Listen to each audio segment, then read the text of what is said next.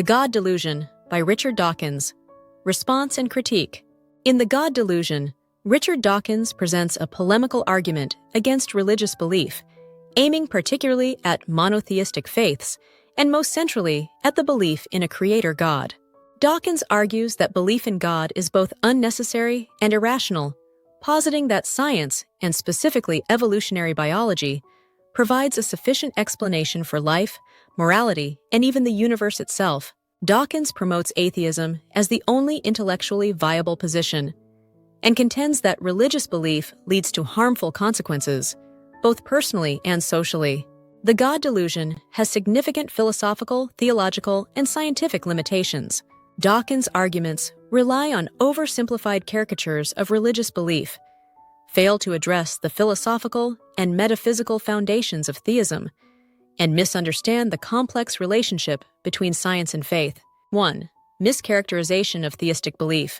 One of Dawkins's central assertions is that belief in God is equivalent to believing in an imagined celestial being without evidence. Dawkins treats theism as a primitive superstition and uses language that reduces complex theological beliefs to simplistic terms. However, this approach fails to address the depth of theistic philosophy and theology. Christianity, for example, holds that God is not merely another entity in the universe, but rather the necessary ground of being, an immaterial, timeless, and omnipresent source of all existence. This is not a claim about a localized physical entity within the universe, but a foundational metaphysical claim about the ultimate reality underlying all things. Dawkins' critiques of God as a supernatural being fail to address these more nuanced conceptions of God. Classic theistic arguments, such as those developed by Thomas Aquinas, Leibniz, and even contemporary thinkers like William Lane Craig, present God as a being whose existence is necessary for the universe itself, not merely an alternative hypothesis among natural forces. This distinction is significant, as it demonstrates that Dawkins' critiques largely target a misrepresentation of what most major theistic traditions mean by God. Response. The existence of God, particularly as understood in classical theism, is not a scientific hypothesis to be evaluated like a physical phenomenon, but is a metaphysical foundation for why anything exists at all. The cosmological arguments for God's existence show that the universe's contingent nature points to a necessary, uncaused cause, qualities that align with classical attributes ascribed to God, not to physical or contingent entities. 2. Misuse of science and evolutionary theory. Dawkins argues that Darwinian evolution explains not only the diversity of life, but also why God is an unnecessary hypothesis. He claims that the natural processes of mutation and natural selection are sufficient to account for all biological complexity and, by extension, negate the need for a designer. However, Dawkins extends evolutionary theory beyond its legitimate explanatory domain. Evolution explains changes within living organisms and the emergence of new species inside a genus, but it does not explain the origin of the universe, the fine-tuning of physical constants, or the existence of conscious, rational beings capable of comprehending truth. Moreover, the argument that evolution explains complexity does not directly address questions of origin, purpose, or morality. For instance, the fine-tuning of physical constants, parameters in physics that allow for the existence of life, remains an unsolved defeater against materialist explanations. The precision of these constants shows that even the initial conditions necessary for evolution to occur point to something beyond random processes, raising rational indicators of purpose and design that go unanswered in Dawkins's arguments. Response.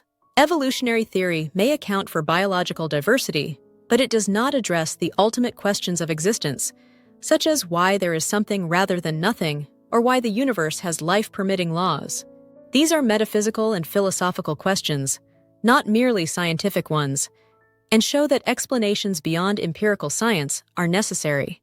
Theism provides a framework where the universe is rationally ordered because it originates from a rational creator, thus offering a foundation for science itself. 3. Lack of engagement with philosophical arguments for God.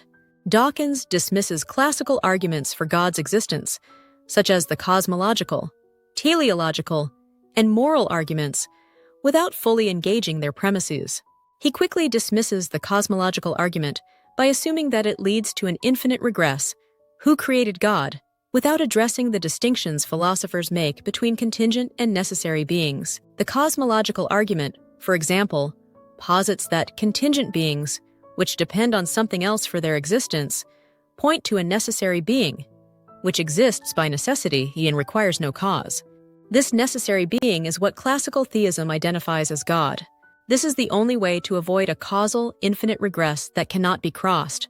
Dawkins also dismisses the moral argument by claiming that morality is simply the result of evolutionary processes and social conditioning. However, grounding objective morality in evolutionary processes alone leads to moral relativism, where moral truths become contingent upon survival benefits. Philosophers show that objective moral values, such as the inherent wrongness of acts like torture, require a foundation beyond human opinion or survival advantage. Dawkins' reduction of morality to biological processes overlooks the fact that moral values and duties are normative, and therefore objective and universally binding, something that points more naturally to a moral lawgiver than to undirected processes. Response: classical arguments for God's existence, such as the cosmological and moral arguments, provide reasoned philosophical explanations for the existence of a transcendent necessary being and an objective moral standard. These arguments do not rely on gaps in scientific knowledge, but rather address fundamental aspects of reality that science presupposes rather than explains. A necessary being, as posited in the cosmological argument, or a source of objective morality, as posited in the moral argument, aligns with the attributes traditionally ascribed to God. 4. The argument from religious harm. Dawkins argues that religion is inherently harmful, leading to division, violence, and social harm. He often cites historical examples, such as religious wars and fundamentalist extremism, to illustrate that belief in God has a net negative impact on humanity.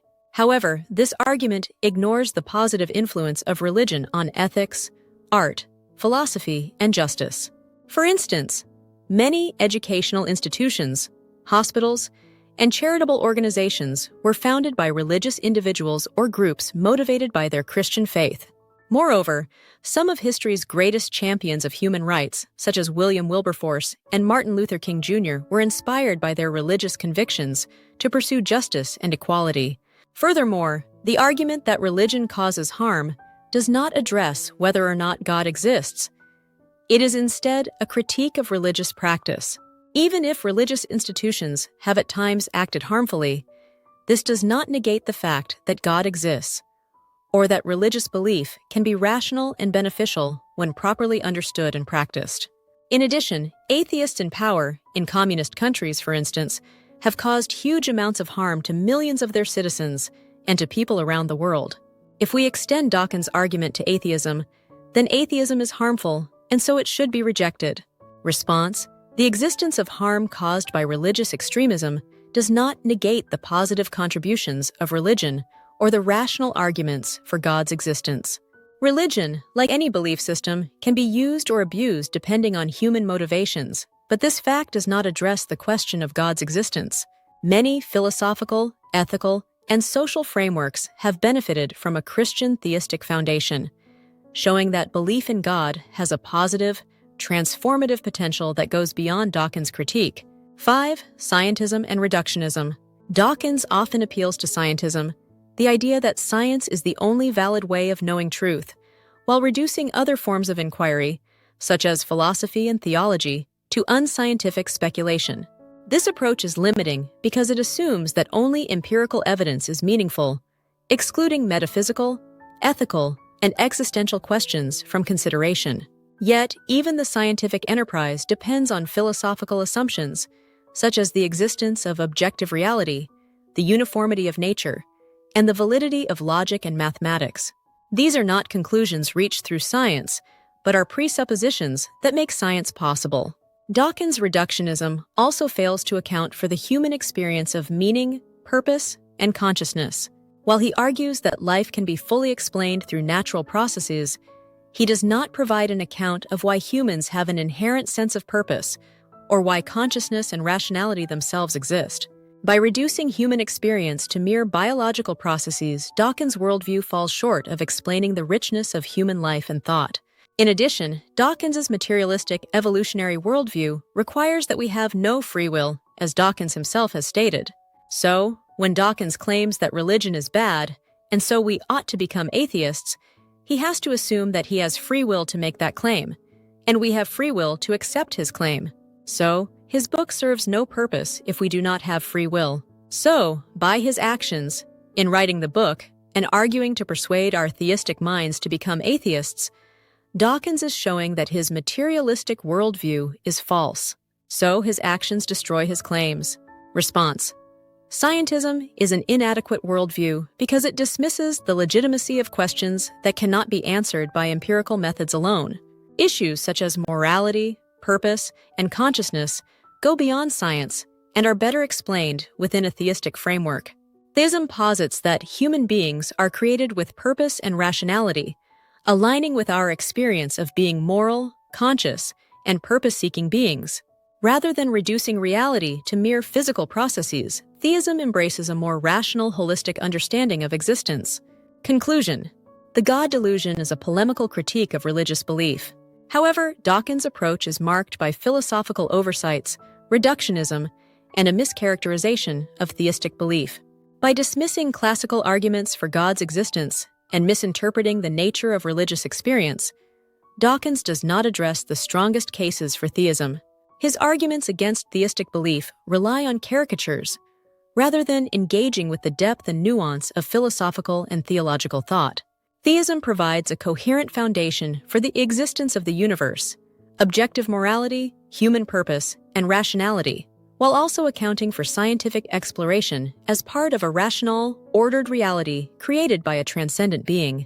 While Dawkins advocates for a naturalistic worldview, his reliance on scientism and reductionist arguments fails to address the full range of human experience and the metaphysical questions that science alone cannot answer.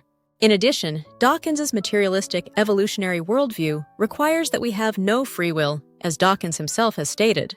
So, in trying to change our minds about God by writing his book, his actions, which demonstrate his free will and assume our free will, to be able to change our minds about God, destroy his claims that evolutionary materialism is true.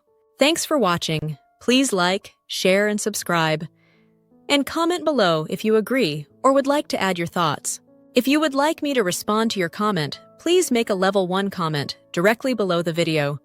I will respond to all polite Level 1 comments, even if it takes me a while due to other commitments.